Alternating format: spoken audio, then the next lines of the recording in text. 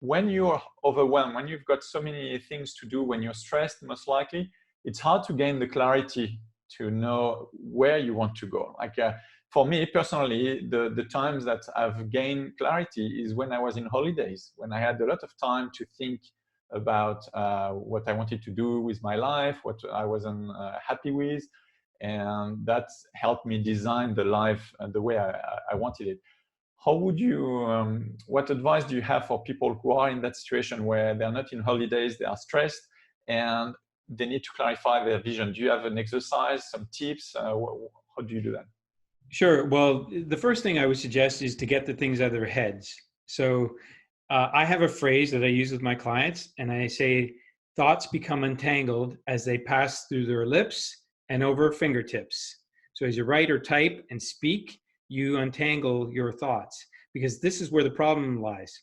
Because we have memories and experiences and all sorts of things that draw, and that cause fear and doubt and so on in us. And especially if we don't know how to do something, that's the worst place to be, because then we start asking how. And if we ask how, we can crash and burn. So that would be the first thing. So it's just to get the thoughts out, whatever those tasks are and everything. And trust me, there's multitudes of ways.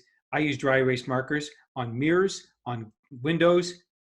Not on walls. You don't want to do that. Right?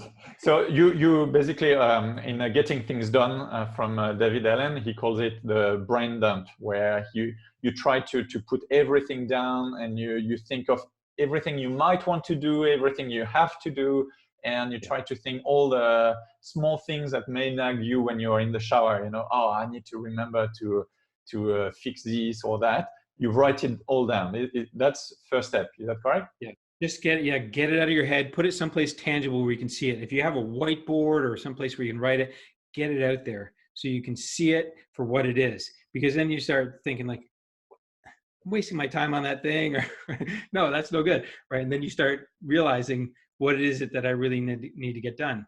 And here's what I've done with my clients. I do mind maps. So a mind map is basically, put the project in the middle, branch it out. What are the major things? Branch those off, and then say, what do you need to start today to get this ball rolling?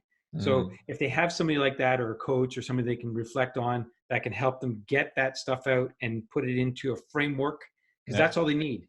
Chunk things down, right? That's the whole concept. I think it was maybe it was Dale Carnegie. I don't know. Yeah, he talked about chunking things down. No, it was Mark Twain. So yeah, chunk things down, simplify it, right? So because that's what happens if we don't. It becomes a huge jumble of information and nothing happening. The other thing I would like to, awesome tip is this. Instead of asking how, put the W at the end in front and make it who. Make it a who question. Who's done this? Who can I read? Who can I study? Who can I tap into? Who can I ask? Who knows who's done this? That's up the ladder of success that I can talk to and ask, because that's the easiest way. I've known people that have gone and met with owners of corporations, and now they have like a pretty significant toy company because they went and had dinner with the head of Mattel, right? And they asked. So yeah, put it, ask a who instead of a how question. Take things out of your head, chunk things down, and just start working on those things, simple things. I forget who said this phrase, but first things first, second things never. So you always put those three things first, and don't do anything else until you've done this. And that's the discipline. That's the hard part, right?